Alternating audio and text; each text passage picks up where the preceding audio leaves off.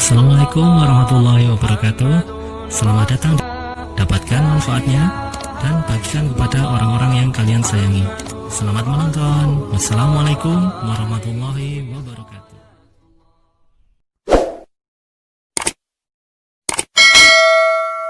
Kalau sudah merasa amal masih kurang, dosa banyak, terus masih main-main juga.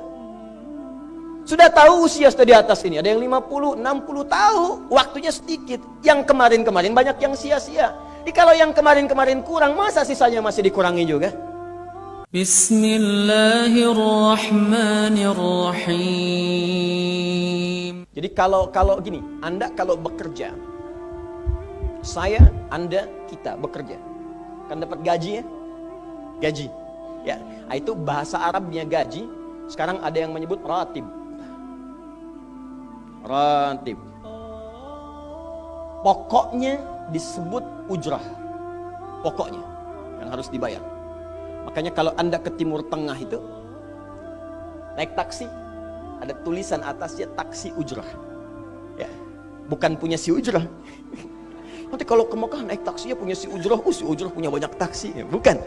Itu taksi bayar, bukan gratis, bukan free.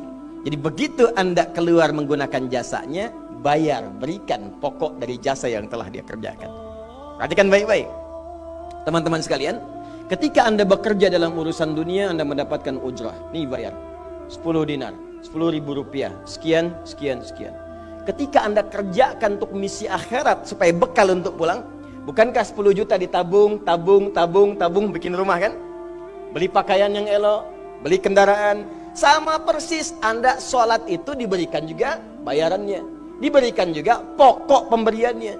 Anda puasa diberikan pokoknya, baca Al-Quran dikasih bayarannya. Namanya pahala. Dalam bahasa Al-Quran disebut ajrun namanya. Dunia ujrah, akhirat ajrun. Lahum ajrun ghairu mamnun. Ajrun. Berapa ukurannya? Minimal 10. Turun Quran surah ke-6 ayat 160. Ya, kita keluarkan supaya terukur. Ya. Setiap pekerjaan dunia menjadi nilai akhirat punya poin. Pekerjaannya disebut hasanah namanya. Ya. Amal solehnya disebut hasanah. Siapa yang mengerjakan di dunia pekerjaan punya nilai akhirat, amal soleh namanya hasanah. Setiap hasanah punya poin 10. Man jaa bil hasanati falahu asyru amthaliha.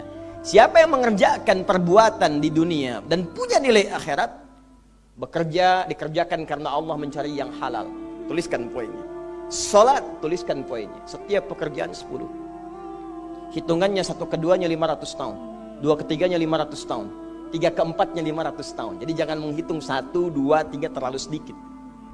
Di hadis Muslim saya sering katakan ke masjid saja dapat 25 poin baru nyampe. Jarak 1 ke 2 500 tahun. Jadi kalau ada yang tidak sholat dalam sehari, 1 kali sholat kehilangan 10 pahala kali 500 tahun. Dia kehilangan pahala 5.000 tahun. Ya, dosanya berapa? Nah, makanya sering kita bermohon begini, ya Allah, jadikan semua perbuatan duniaku punya nilai akhirat supaya ditampakkan di akhirat. Di hasanah dunia ini akan ditampakkan saat dihisab di akhirat. Makanya sering kita katakan, ya Al-Baqarah ayat 201, wa minhum may yaqulu rabbana atina fid dunya. Ya Allah, jadikan semua kegiatan duniaku hasanah. Namaku sudah hasanah ya Allah. Perbuatanku belum tentu. Ya sudah suami namanya Hasan, ya istri hasanah, anaknya Husna, ya kan? Yang laki-laki Husain, tuh. Semua kumpul, tapi kalau pekerjaannya tidak demikian menjadi amal soleh, nggak terkumpul ini. Ya, dan akhirat pun nampakkan lagi hasanahnya. Maka diteruskan ayatnya, wa fil akhirati hasanah. Makanya saat di akhirat itu ditampakkan, faman ya'mal mithqala dzarratin khairan yarah. Ya, makanya kalau mau mithqal, yang khairan yarah. Jangan yang syarran yarah. Ya, pada yang baik-baik, miskol tahajud, miskol untuk baca Quran, ya, miskol untuk bisa tilawah, miskol untuk mengingatkan puasa sunnah, itu khairan yarah. Ya, mithqal pada yang tidak bagus tinggalkan, itu syarran yarah. Ini balik sini. Maka dapat kita nilai ini kembali kepada Allah, kumpulkan semua ini. Tinggal nanti tergantung Anda mau punya rumah di yang mana daerahnya. Komplek yang elit. Di Indonesia di sini Jakarta ada Pondok Indah. Ada beberapa tempat-tempat yang lainnya, elit kalangannya, Menteng dan seterusnya. Maka di surga pun ada komplek yang elit-elit. ada Firdaus, ada surga Aden, ada macam-macam. Tinggal Anda cari bekal yang serius, turunkan kemudian ke bumi. Cuman sayang, dari sekian waktu yang Allah berikan disebut dengan ajal, menjadi batasan kita untuk beramal. Setiap kita dibatasi oleh waktu. Seperti Anda pun bekerja dunia, bukankah ada waktunya? Waktu produktif untuk bekerja, setelah itu ada masa pensiunnya. Dalam bahasa Arab, sesuatu yang kita kerjakan dengan batas dan setelah hilang batasnya, selesai aktivitasnya, disebut dengan ajal namanya. Maka Allah membuat ketentuan, kita pun tidak abadi di bumi. Setiap kita punya batas waktu. Kalau selesai dinas kita dan pulang kita untuk mempertanggungjawabkan semua yang kita kerjakan di sini. Maka turun Quran surah ke-7 ayat 30 berapa? 4 untuk menggambarkan ini. Walikulli ummatin ajal fa idza jaa ajaluhum la yastakhiruna sa'ata wa la yastaqdimun. Setiap umat seluruhnya tanpa kecuali itu pasti punya batas waktu untuk beraktivitas dan selesai pulang. Aktivitas kita ketika bergerak mencari kehidupan ma'isyah, pekerjaannya disebut dengan asya. Diingatkan kalau harakat fathah turun ke bawah kasrah artinya selesai harakatnya, hilang pekerjaannya. Dari asya menjadi isya. Setiap hari diingatkan kita dengan sholat isya. Hei, seaktif-aktifnya Anda, sesibuk-sibuknya akan selesai semua itu. Dan semua kita akan pulang. Bukankah setelah isya kita terpejam? Itu kan latihan. Makanya dalam doa saat akan tidur jadi disebutkan bisikallahumma amutu wa ahya. Ada riwayat lain ahya wa amut. Riwayat populernya amutu wa ahya. Mungkin malam ini saya pulang, saya meninggal. Makanya saat kita bangun dari tidur kita ucapkan alhamdulillahilladzi ahyana ba'dama. Ada maknya, sementara aja. Satu saat mungkin pulang. Kita nggak tahu di bagian mana yang tidur itu mengakhiri kehidupan kita saat kita pulang. Karena itu serius. Ada saatnya kita pulang. Nah teman-teman, ternyata sudah tahu akan pulang pun masih ada yang tidak memanfaatkan waktu dengan baik. Tanyakan pada setiap manusia ya, dari detik ini, dimulai dengan diri kita manusia kan? Tanyakan pada diri kita, Anda wafat tidak? Anda pulang tidak? Anda meninggal tidak? Kalau sadar pulang, maka cari bekal yang baik. Berarti Allah benar kan? Kata Allah setiap kita akan wafat. Kullu nafsin dha'iqatul maut. Setiap yang punya jiwa meninggal.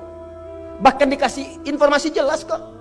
Yang bawa maut disebutkan namanya malakul maut. Quran surah 32 ayat ke-11. Qul yatawaffakum malakul mautil ladzi wukkila bikum. Disebutkan. Bayangkan ya, kurang jelas apa lagi? Disebutkan punya waktu namanya ajal, akan wafat disebutkan. Yang bawa wafat kematiannya disebutkan malaikatnya. Cara wafatnya disebutkan. Quran surah 89 ayat 27 sampai 30. Ya ayyatuhan nafsul mutmainnah, itu yang tenang, yang dahsyat dipukulin malaikat juga ada. Ya, Quran surah 8 ayat 50 itu ada sambil dipukulin malaikat. Ya. Maaf teman-teman sekalian, ini sudah jelas semuanya. Jadi aneh manusia itu. Sudah tahu akan meninggal, tahu ada kenikmatan, ada siksaan, tahu ada surga, ada neraka, tahu ada kenikmatan kubur, ada siksa kubur. Kenapa masih main-main juga? Kenapa nggak dimanfaatkan? Dan dia tahu ada yang menyolatkan, ada yang disolatkan. Apa nggak sempat terfikir ketika Anda wafat siapa yang menyolatkan? Bukankah yang paling indah yang menyolatkan orang yang selama ini kita rawat? Anak yang pernah dikandung, diberikan ASI, dirawat-rawat. Anda menyiapkan apa gitu? Kita menyiapkan apa? Sayang-sayang investasi keluar banyak ketika wafat gak bisa berlaku apapun. Bahkan ada yang sebelum wafat pun sudah dibuang dari keluarganya. Waliyadzubillah. Nah, sekarang dari sekian kegiatan aktivitas kita, berapa yang sudah punya nilai di mata Allah menjadi amal saleh? Sekarang kita ukur. Ya, sekarang kita ukur. Pelan-pelan sebentar ya. Ini rata-rata usia berapa tahun? Oh, baik. 40 tahun ke atas ya. Ya. Walaupun atasnya mungkin agak banyak, atas gitu ya, bagian. Nggak apa-apa. Fokus sini ya. Edisi kali ini fokus saja. Biarkan saya yang datang, terangkan, tulis, hapus ya. Antum simak aja lah. Simak, tulis dengan baik, mau ketawa-ketawa, sudah masuk surga alhamdulillah. Udah cukup dengan amin, lihat dulu. Ini saya sering sampaikan. Ini kita kasih batas standar di Al-Quran aja lah.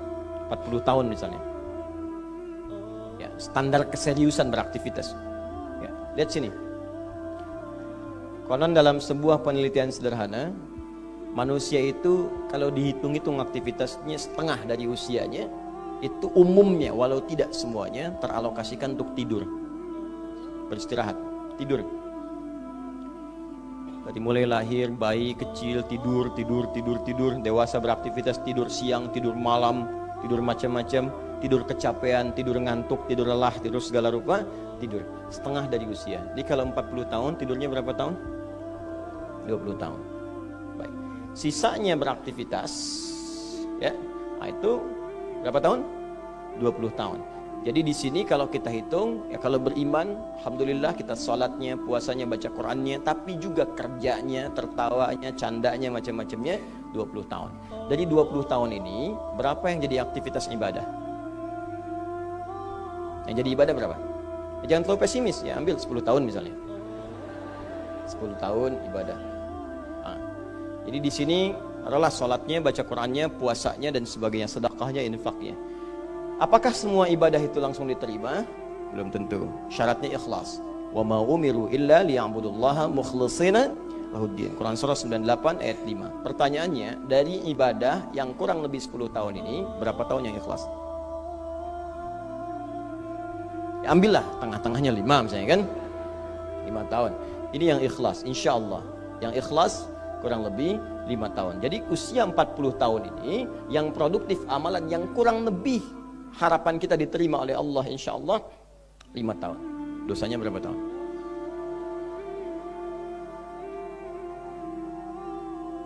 Dan masih bisa tertawa. Dan masih mengharap surga. Masih ingin ke surga Firdaus. Masih ingin mendapatkan segala hal yang istimewa. Sementara kita sadar, gini caranya begini.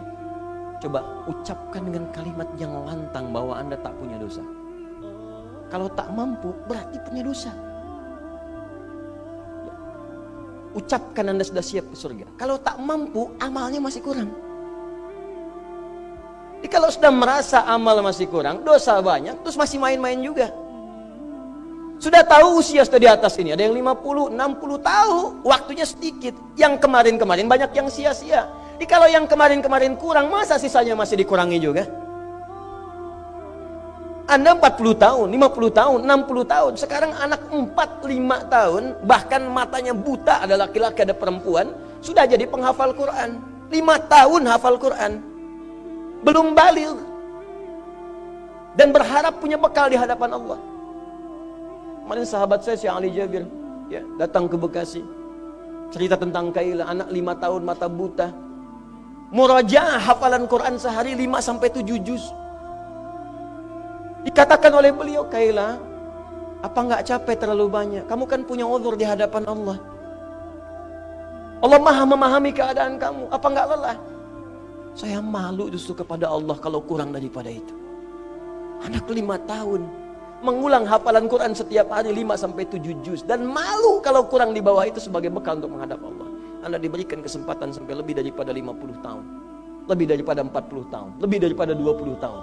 Dan sampai kesempatan itu sampai hari ini pun untuk baca pun belum punya waktu. Dan Anda mengharap surga, Anda siapa?